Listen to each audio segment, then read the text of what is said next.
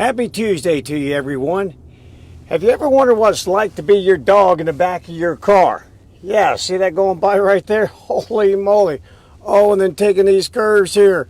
Oh no, now let's go look outside over here. There we go. Oh, no, let's check out what's going on up there. Oh my gosh, here comes a curve over here. Oh my gosh. Okay, so you kind of get the point here. Car sickness, it happens. It happens to humans. It happens to dogs. It can make your trip be absolutely miserable. Nothing worse than when your dog suddenly upchucks in the back of your vehicle. Man, you just dread it. You can smell it. You can hear it coming. You know it's coming. You don't know what to do. You're on the interstate, and you can just hear this building to a big crescendo. Yeah, motion sickness is real, and it's real for a whole lot of people, including humans. Here we go, going around another curve right here. Hang in there, people.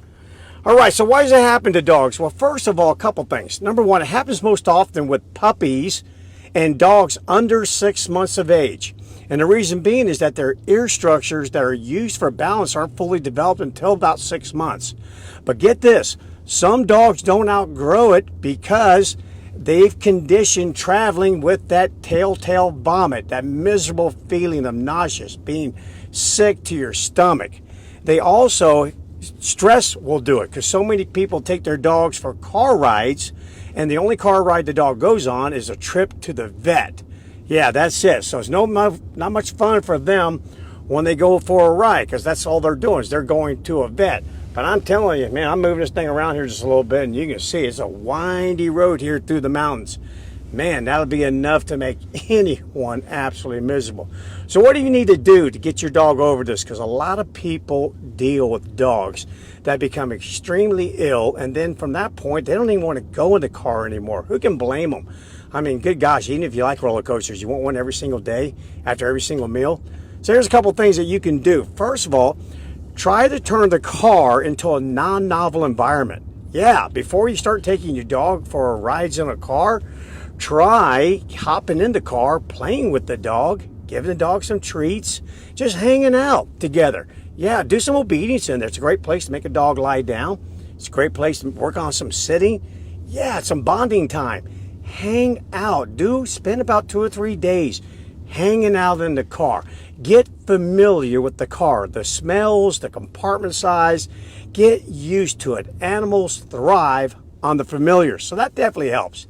Next thing you need to do is you need to work it in some way that the dog can only look forward, just like humans. Nothing worse than sitting there trying to read a book, work on your laptop, and all of a sudden you're looking out the side of the window at the same time. The best way to do that is to get these shades that they have for babies. You can get these baby shades and put them on the side of your window, or you can put a towel up on the side of your window, or a blanket. Anything that forces the dog to look right out the windshield of the vehicle, straight forward. So blankets, towels, baby shades that you can pull in the back, privacy shades, or a kennel facing forward, or a seatbelt harness that forces the dog to look forward. Another thing that helps a lot is to lower those windows some. So I'm going to lower these down a little bit. There we go. Yeah, much better. Yeah, because when you do that, you equalize the air pressure in the vehicle with the outside air. Yeah, that helps a lot, that pressure. Because remember, it's that pressure on the inside of those ears that can cause you to have that motion sickness. And the other thing that you can do is keep the car cool, nice and cool. Gosh, there's nothing worse. You know, you get those cold sweats when you're about to puke. Yeah, same thing with our animals there. They just really start to overheat. So cool the car down. Another thing that you can do is make sure that you don't feed the dog before a trip. That's right, no food. Now, believe it or not, you can give sugary candy, not chocolate, but like a jelly bean. And that's been proven to help dogs with their nauseousness, and the same thing with humans. Jelly bean, something sugary to help coat that stomach a little bit, will help. And then if your dog has a bad association with car rides, try switching cars. In other words, the car it always throws up in, well, go put it in the wife's car. Yeah, fellas, go. There you go. Now the dog has to travel in her car. So you can do that as well. You can just try switching cars, because the dog associates this particular vehicle with becoming sick and trips to the vet. And then speaking of that, don't always make a trip to the vet. Sometimes make the trip to somewhere fun, like a dog park. Yeah, go to a dog park. Go on a hike. Go somewhere where you can just have a lot of fun. And make sure that somewhere is not 8 hours away.